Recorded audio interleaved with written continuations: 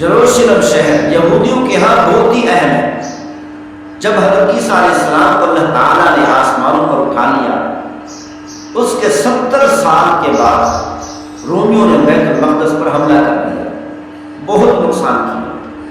مسلمان پہلے مسجد اقصی کی طرف منہ کر کے نماز پڑھا کرتے، آخر الزمان نبی صلی اللہ علیہ وسلم بھی مسجد اقصی کی طرف منہ کر کے نماز پڑھا کرتے تھے۔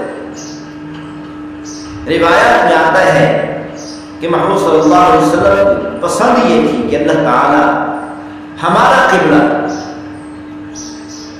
قیامت تک آنے والی میری امت کا قبلہ بیت المقدس کی بجائے بیت اللہ کو بنا۔ اسی لیے پیغمبر صلی اللہ علیہ وسلم جب بھی نماز پڑھتے کثرت سے آسمان کی طرف دیکھا کرتے تھے کہ کس وقت اللہ تعالیٰ کا حکم آئے اور اللہ تعالیٰ ہمارا قبلہ تبدیل کر کے بیت اللہ کو بنا۔ اللہ تعالیٰ نے اسی کو بیان کرتے ہوئے فرمایا فَلَنُوَلِّيَنَّكَ قِبْلَةً تَرْضَاهَا فَوَلِّ وَجْهَكَ شَطْرَ الْمَسْجِدِ الْحَرَامِ۔ اللہ تعالیٰ نے فرمایا میرے محبوب صلی اللہ علیہ وسلم جس بیت اللہ شریف کو قبلہ بنانا پسند کرتے ہیں ہم آپ کو وہی قبلہ عطا کریں گے۔ اسی بیت اللہ کی طرف منہ کر کے نماز پڑھنے کا حکم کریں گے۔ تو آخر زمان نبی صلی اللہ علیہ وسلم اور صحابہ کرام رضوان اللہ علیہم اجمعین پہلے بیت المقدس کی طرف منہ کر کے نماز پڑھتے ہیں۔ اسی لیے مسلمانوں کے ہاں بیت المقدس بہت ہی زیادہ اہم ہے۔ پھر حضرت عمر فاروق رضی اللہ تعالیٰ عنہ کے زمانہ خلافت میں، پھر سیدنا فاروق اعظم رضی اللہ تعالیٰ عنہ کے زمانہ خلافت میں بیت المقدس کو فتح کیا گیا۔ پھر عبد الملک بن مروان کی حکومت میں قبہ صخرہ کو بنایا گیا۔ سن 1099 عیسوی تک یہ بیت المقدس مسلمانوں کے ہاتھوں میں رہا۔ سن 1099 عیسوی میں بیت المقدس پر دوبارہ حملہ کیا گیا، قتل و غارت ہوئی، مسلمانوں پر ظلم و ستم ڈھایا گیا۔ سن 1099 عیسوی میں کافروں نے دوبارہ بیت المقدس پر حملہ کر کے اپنے قبضے میں لے لیا۔ پھر اس کے بعد دوبارہ نور الدین زنگی رحمۃ اللہ علیہ نے بیت المقدس واپس لینے کی مہم شروع کی۔ سلطان صلاح الدین ایوبی رحمۃ اللہ علیہ کے دور سے لے کر سن 1918 تک بیت المقدس مسلمانوں کے ہاتھوں میں رہا۔ سن 1918 تک مکمل مسلمانوں کے ہاتھوں میں رہا۔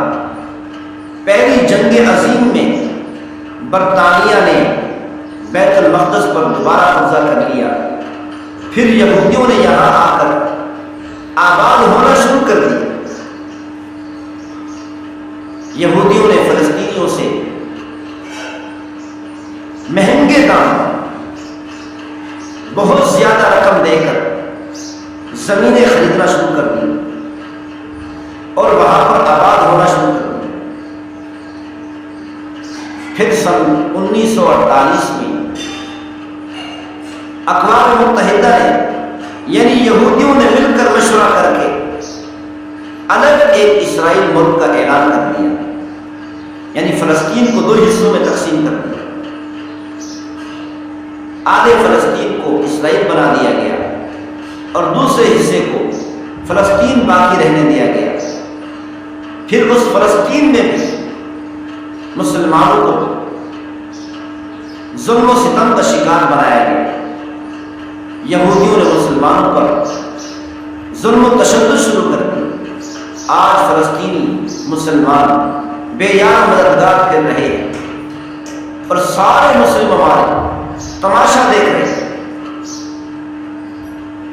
کچھ عرصہ پہلے یہ بات مشہور کر دی گئی یہودیوں کی طرف سے کہ سب سے بڑا مخالف دنیا میں اسرائیل کا ایران ہے اور ایران نے 300 میزائل داغے ایک ہی وقت میں، لیکن ماشاءاللہ ایران نے اسرائیل پر اتنی احتیاط سے 300 میزائل داغے کہ اسرائیل کے ایک آدمی کا نقصان بھی نہیں ہوا، ایک آدمی بھی زخمی نہیں ہوا، اسرائیل کا ذرہ بھی نقصان نہیں ہوا۔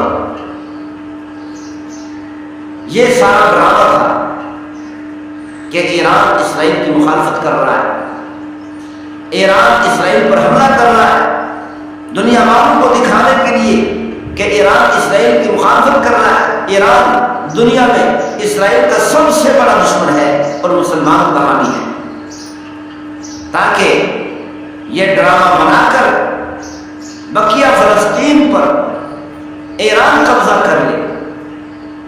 حقیقت میں ایران کا قبضہ اسرائیل کا ہی قبضہ ہے، کیونکہ ظاہری طور پر تو مخالف نظر آتے ہیں، لیکن حقیقت میں ان کا اتحاد ہے اور یہ یکجان ہے۔